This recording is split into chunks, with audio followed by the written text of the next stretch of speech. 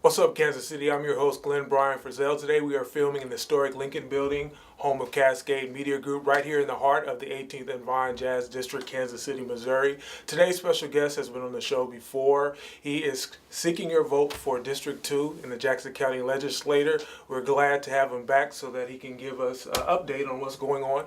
Mr. Zachary Bergstresser. What's up, Kansas City? What's up, Casey? Mr. Bergstresser, now you've been on the campaign trail for quite a while now. What have you learned? What have you been seeing? Give us an update. Oh, it has been a learning experience, I tell you what. The biggest thing I learned is your volunteers are your lifeblood. You got to have good volunteers, and always have volunteers you can trust. You have a story about volunteers you'd like to share with us? Or? My campaign manager decided he needed to go see his girlfriend down in Arkansas for a couple of weeks, and it threw me for a little bit of a loop. But we got that lined out, and we're back on the ground. Hopefully not on your time or your buck. No, definitely not. I don't have a buck to give them. So. Okay.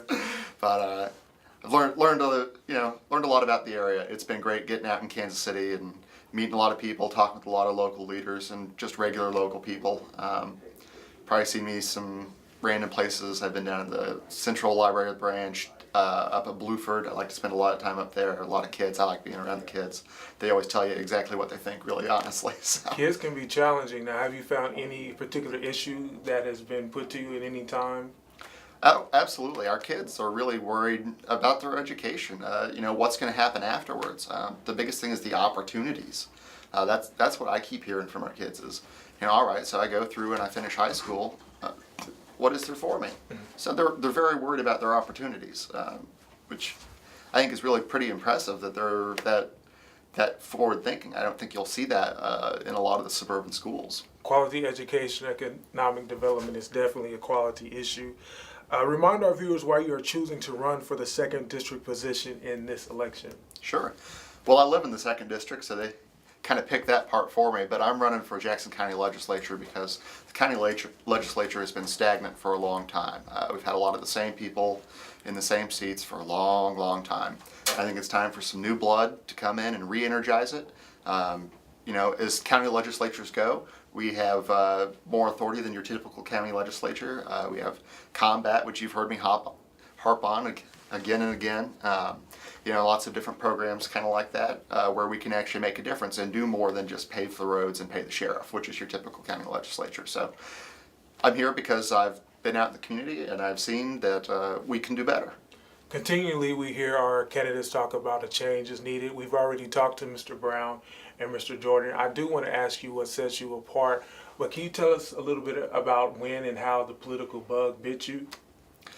Sure. The political bug really bit me.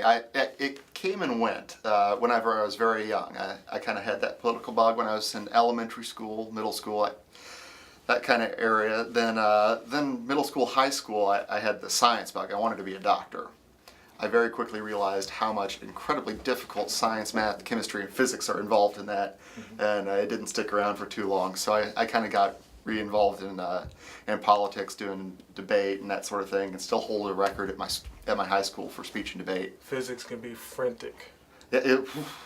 Frenzy, frantic. Yeah. I'm not quite sure how to spell that, but physics term. Yeah, it was.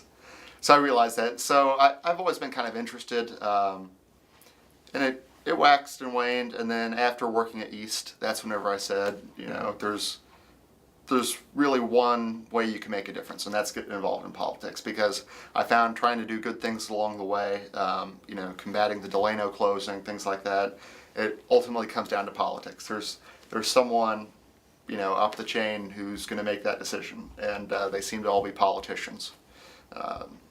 Whether that's for good or bad, I won't go ahead and say, but there's always someone up the chain. Oh, you're being modest there, Mr. Zach. Tell us a little bit about the issues. I read somewhere that you are concerned about real estate development, and that includes local and economic development. Absolutely. So that was one of my projects when I wasn't campaigning and volunteering this summer. I finished up my certificate in community economic development at UMKC with Jim Scott. And we've been talking about local economic development. Went out and got to see some projects. The church on Linwood that they're redoing is a community health center. Went in and went through that project. It was really exciting. Talking about community economic development, it's something that can really change an area, bring in stuff that's needed that wouldn't normally get there. And whenever we say community economic development, what we're ultimately talking about is tax abatements and TIFs.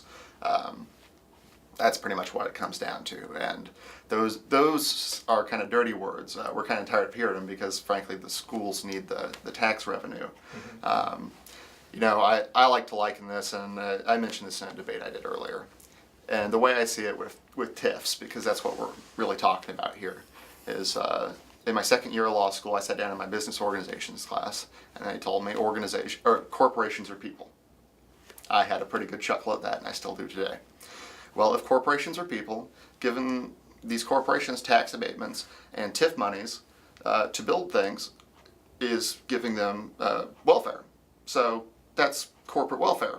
And we hear from so many leaders that, stop the corporate welfare. Well, that's exactly what this is. Yeah. So if we're going to give out this corporate welfare, let's give it to corporations who provide a service to the community, welfare, for the community. So that's projects like that Linwood church redevelopment, getting community health in there. That's low-income housing because developers typically we don't want to take the risk putting that in.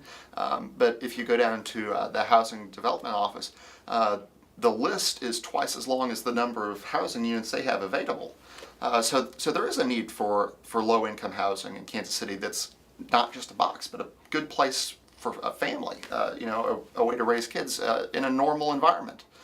And so there is some use for that, and that's where I find land use very interesting. The other side of that is the eminent domain, which I've got to say, I talked to some local business owners that have been displaced by the use of eminent domain, which is basically where the city, state, county, whoever government entity comes in and takes your land.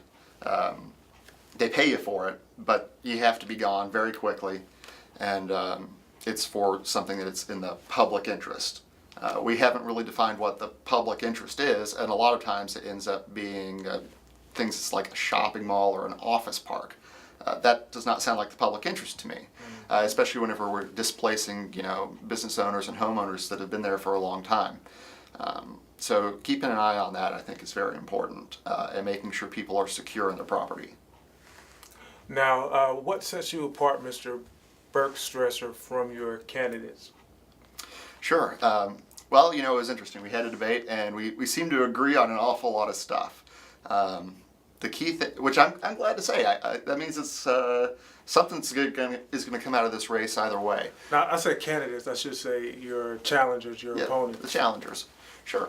Well, the first thing is no wife, no kids. I've got plenty of time to be at the office. I know that might be a low blow, and I congratulate them for having wives and children. But it takes time, and I'm excited about the amount of time I have to put towards this project, being legislature. The second thing that sets me apart is I have a different view of how to raise wages for families.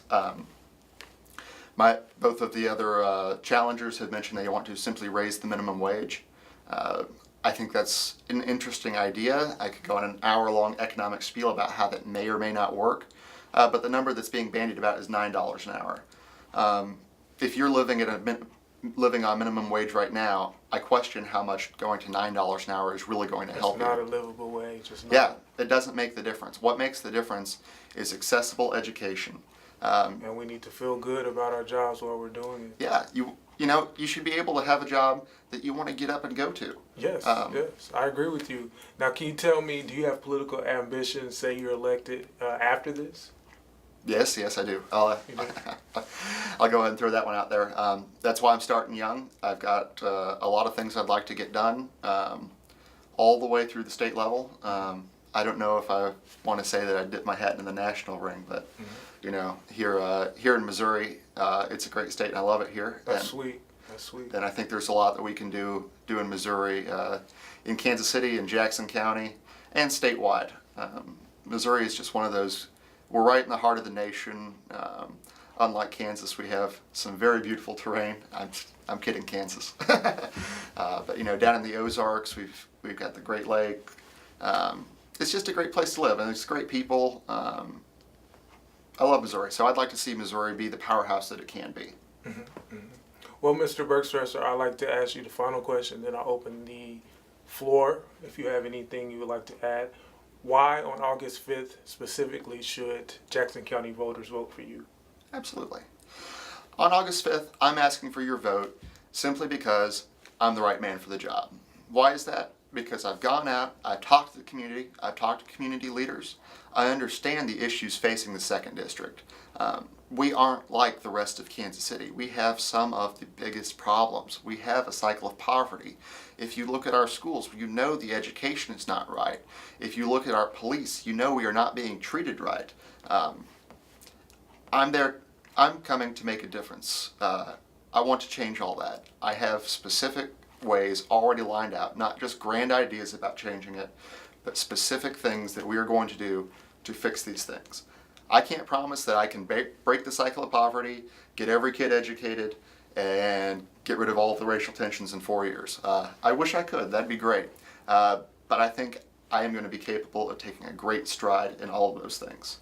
And that's why I would vote for me. Great stride, and we appreciate that assessment, Mr. Bergstresser. Thank you for coming. Hopefully you will be successful in some of your projects. My name is Glenn Bryan Frizzell. I'm the host of What's Up Kansas City. Check out more video of Jackson County legislative candidates online at www.whatsupkansascity.net. And remember, the sky is the limit. Aim high. If you shoot for the moon and you miss, at the very least, you would have landed among the stars. Join us again next time. Take care. Thanks.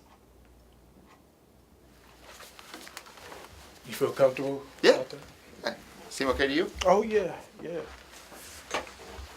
How much time have you devoted to this project? Which?